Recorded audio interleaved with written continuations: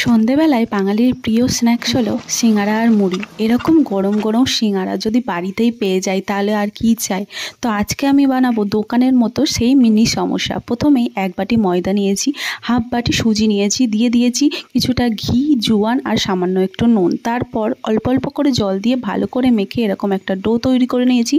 এরপর ছাকা তেলে কিছুটা বাদাম ভেজে নিয়েছি, ওখানেই শুকনো লঙ্কা, পেঁয়াজ আর আদা আর কাঁচা লঙ্কা কুচি দিয়ে ভালো করে ভাজা ভাজা করে সেদ্ধ করে রাখা আলু ম্যাশ করে দিয়ে দিয়েছি। সেখানে হলুদ, জিরে গুঁড়ো, কাশ্মীরি লঙ্কা গুঁড়ো, ভেজে রাখা বাদামগুলো দিয়ে ভালো করে মিশিয়ে নিয়ে নামানোর আগে পরিমাণ মতো নুন আর গরম মশলা দিয়ে নামিয়ে নিয়েছি। এরপর এরকম লম্বা লম্বা লুচি পেলে নিয়েছি, মাঝখানটা ছুরি দিয়ে কেটে নিয়ে এইভাবে ঠোঙার আকার দিয়ে ওখানেই আলুর পুর দিয়ে পেছনটা বেশ জল দিয়ে ভালো করে এঁটে দিয়েছি।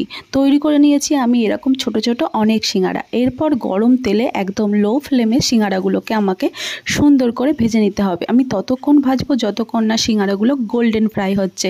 তারপরে রেডি হয়ে যাবে আমার দোকানের মতো ছোট্ট ছোট্ট সিঙ্গারা। একদম দোকানের মতো হয়েছিল, ভীষণ মুচমুচে হয়েছিল।